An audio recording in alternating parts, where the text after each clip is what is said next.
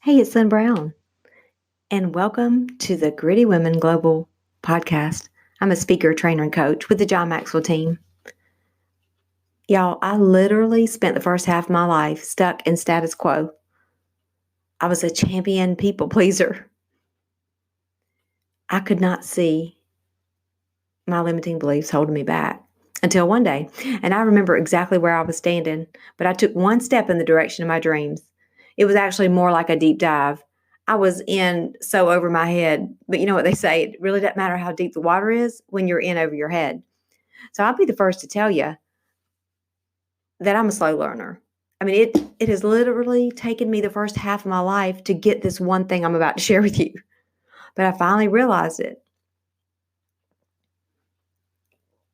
I finally got to the place where I realized I could not change everything I was faced with in my life, but that nothing would ever change until I faced it. So I used to look at failure totally different. I never evaluated the experience, so I never really learned from my mistakes. Oftentimes, I would find myself in the same place over and over again. Just stuck in the same place, and stuck stinks. We know that.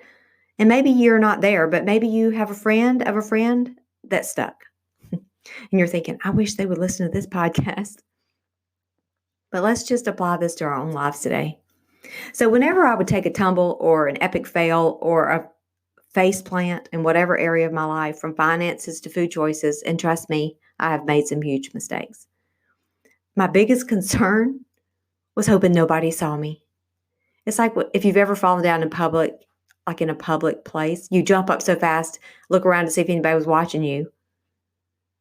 And of course, now, somebody's probably capturing it on social media and it's going viral before you can even get back in your car. But I would spend so much energy just trying to cover up the evidence. We hear all the time, the struggle is real. And that is honestly the truth. But I spent so much time sugarcoating my life, living behind this mask, fearful of what other people would think if they truly knew who I really was. And then finally, I just got to the place I don't think I could fight anymore and realized, you know what, these struggles are necessary. So many people, I think, at the first sign of struggle, just throw in the towel. And what's so interesting is that a lot of times in our inner circles, we have people ready to catch us. Like they're the safety net for our lives. Like we're in this circus, in this show, and we're doing, all of our stunts and tricks. But when we fall and fail, they're there to pull us back into safety. You probably would just be better off staying in this job. Your Aunt Louise, she worked there for 55 years and retired with a good retirement. And, enough to live on, whatever it is. We have people that will pull us back into safety.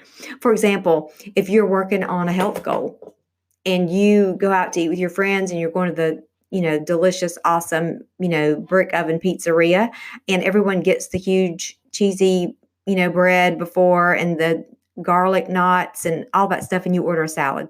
Somebody in the group is probably going to say, you know what, why don't you just wait till tomorrow or next Monday? Or really, it's already May. Let's wait till 2020, January 2020 to start our program. But it's so interesting. People are more willing to fight for what is familiar than to fight for their dream. And if you're not driving and you're writing notes, taking notes, you might want to write that down. Are you more willing to fight for what is familiar or to fight for your dream? A few years back, I was riding to town and I noticed this elderly woman on the side of the road, and I passed her several times that day. And finally, that night, I saw her outside of a convenience store in town. So I pulled in. She had the most beautiful, sparkling blue eyes I have ever seen. Now, her skin was like leather from years and years of being in the hot, Florida sun and in the weather. But she had the most beautiful blue eyes, and her name was Lillian. That night, I got her a room at the Best Western so she could stay in the hotel for the night. I just thought she will be, so comfortable there. You can imagine how shocked I was the next morning to see her back on the side of the road, and it was early. She told me she had checked out of that hotel before midnight, and she was back in her comfort zone. She didn't mention that she was back in her comfort zone, but that's exactly what she had done. She was willing to fight for what was familiar. She knew how to sleep in a chair on the side of the road rather than fight for a better life. And I believe when we get to the place that we can truly embrace the struggle, when we realize all these steps are necessary, we can begin to actually find joy in our journey right where we are.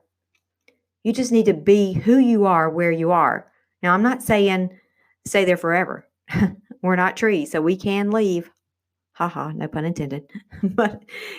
but these are the places where the growth begins to happen. You have heard me say this, and my mentors have instilled this in my brain. Failure is a constant companion of success. But the gritty women, they're the ones that are going to fight through this resistance. They see the obstacles as opportunities to grow. Gritty women fall down 7 times and grit up 8. And just for, a reminder, when you think about grit, G is for gratitude. We have to have an attitude of gratitude. R is for resilience. We got to have that comeback ability. It's not just a cute thing we see on Pinterest. Y'all, it's the real. It's for real. The I in grit is you better be the fire starter in your own soul. You better ignite a fire that nothing or no one or any circumstance will ever put out. And the T in grit is that gritty women, they never compare themselves to others. So it's so funny. The ones that make it to the top are not necessarily the most qualified, the most educated, or the most experienced. They're the ones that refuse to lose. They don't settle for less. They absolutely refuse to stay in the status quo. Now, I love me some Les Brown, and he says, if you can look up, then you can get up. And isn't that true? I love the story in the Bible of the man, who laid by the pool for 38 years waiting on someone or the circumstances to change to somehow get him from the edge of the pool into the water so he could be healed. Early one morning, my quiet time, I was reflecting back over the years that I was stuck there, and I counted it up, and I realized it was actually 39 years. It took me 39 years to get up. I beat the flipping man in the Bible. I mean, okay, somebody give me a trophy. I mean, I am not proud of that. I promise you, I'm not. But that was kind of funny, sort of, haha. But listen, y'all, listen. You were so amazing. You gritty women, you gritty men, whoever's listening, y'all. We have to grit up. Resilience is the capacity to recover quickly from difficulties. So, what about you? I mean, I will be the first to tell you that I've gotten caught up in emotion before in my life. It happened to me just yesterday, just for a minute.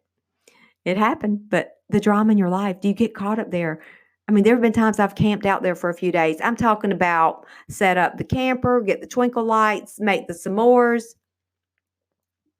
Jim Rohn said, if you're not willing to risk the unusual, and I know this is probably not a cool thing to do, but I added a little bit to his quote. I added, if you're not risk becoming uncomfortable, you better be willing to become uncomfortable. Then you will have to settle for an ordinary life. So if you don't like the results you're getting, if you're not willing to change, then I'm sorry, that is the alarm on my phone reminding me to pray for my family. I apologize. Well, I don't really have to apologize. Rachel Hollis says stop apologizing. So I'm not going to apologize for that. But that's an example of intentional.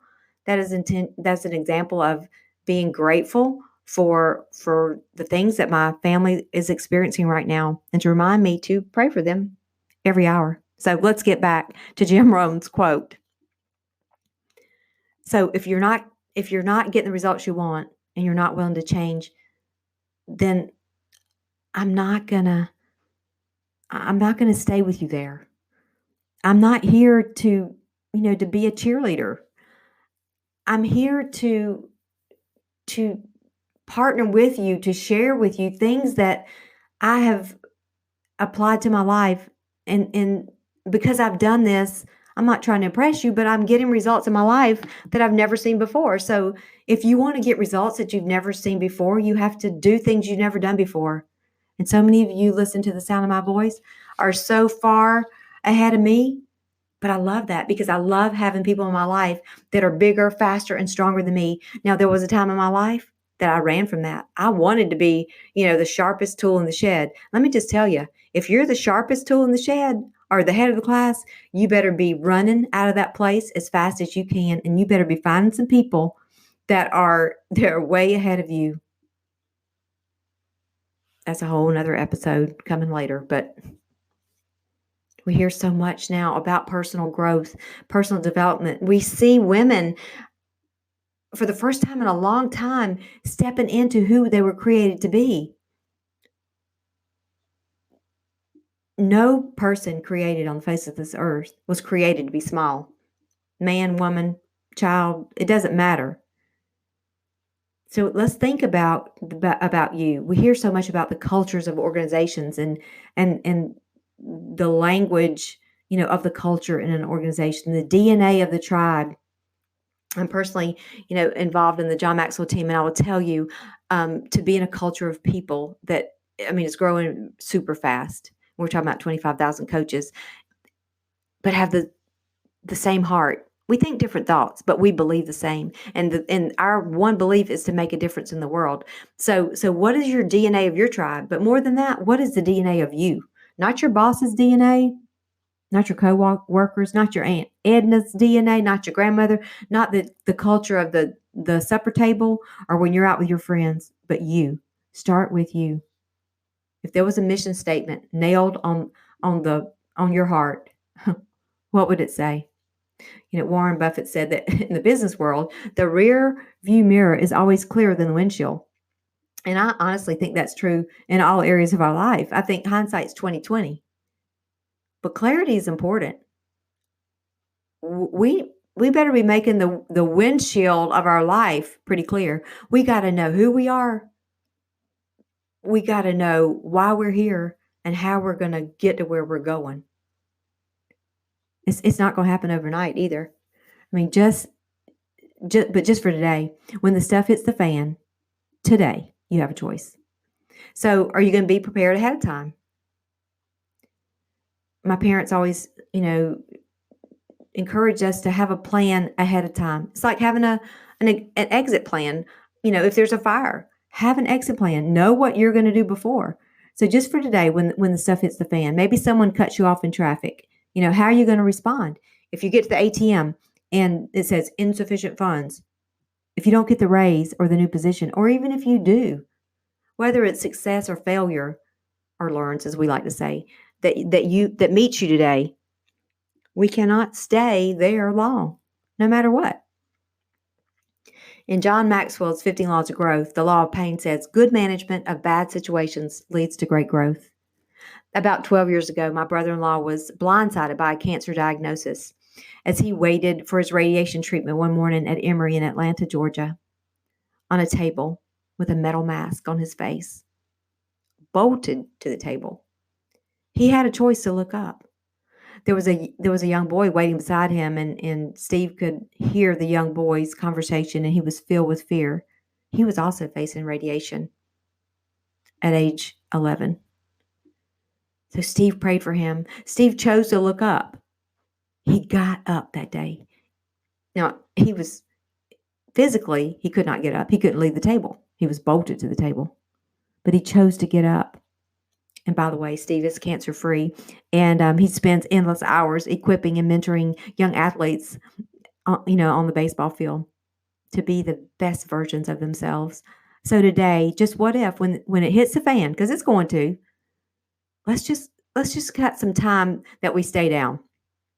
Gritty women fall down 7 times and they grit up 8. The struggle is real. You're going to get knocked down, but your response to the struggle, it's going to determine how far you grow.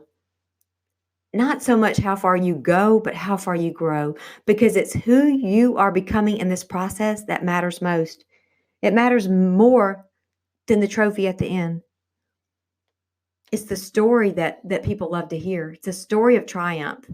not just seeing the shiny trophy. When I first began this growth journey, I was asked to present a 90-second leadership lesson to our leadership team where I worked at the time. And let's just say there was room for growth in the organization. Like the mission statement on the wall and the culture were two different things. I had never been asked to present a leadership lesson before. I mean, I'd never even been referred to as a leader. But I had just returned from my International Maxwell certification event, so I was certified, paper toting official. I mean, haha. But they asked me to do it, and I jumped at the chance. So I gave everyone in the leadership meeting a rubber band and shared with them the law of the rubber band. Growth happens when you lose the tension between where you are and where you want to be. We have to be stretched in order to grow. No truer words had ever been spoken. But I think I got one nod and half a smile. The meeting ended and everyone raced to the break room for the coffee and to have the meeting after the meeting. You know the one I'm talking about, where everybody talks about, what they agree with or disagree with and how they could do it better. But they don't share that in the meeting. They share that in that second meeting. I was walking about 3 feet off the ground. I mean, I felt like I could have led transformation for any organization in the world, not just small companies in my 4 stoplight town. But I mean, I even remember what I was wearing that day. It was just one of those days, all the planets lined up. I mean, I was walking on sunshine. And as I walked by, I heard the most amazing thing. You look so nice today. And don't you just love it when you hear women compliment other women? It was like time stood still. I mean, I was in slow motion and I turned like it was a Disney movie and I said, thank you. Now, trust me, even accepting compliments was new for me. I mean, accepting them the right way. Normally, I would have said, oh, this old outfit, or I would have made an excuse for it or something like that. But that day, I said thank you. And y'all, it felt so good. I skipped on down the hall and then I heard something that I probably will never forget as long as I live. I wasn't talking to you. Now, Mama always told us, if you can't say anything nice, don't say anything at all. So I just bolted the back door. I bolted to the back door and I walked down the sidewalk. It was a long sidewalk and I went until I faced a brick wall and then I had a choice. And a lot of times when we're up against the wall is when we truly begin to find balance in our life. I knew there would come a day when I would use that lesson and get paid for it. And I think that's what encouraged me to bounce back that day. I've gotten paid using that story time and time again. Y'all, this greedy women mindset is not for the faint at heart. I walked in that company the other day to deliver lunch and learn, and guess who I saw right when I entered the building? Yep, there she was. I had taken flowers in for all the front office that day, and I had no idea who was, in the front office. And I left her flowers. I was truly thankful for the day that she stretched me. So whether you fall down 7 times or you get knocked down flat out, face plant 7 times, you better grit up 8. Now, y'all remember, gritty is the new pretty. So go and grow some grit and become who you were created to be. I believe in you. I'll see you next time. Bye-bye.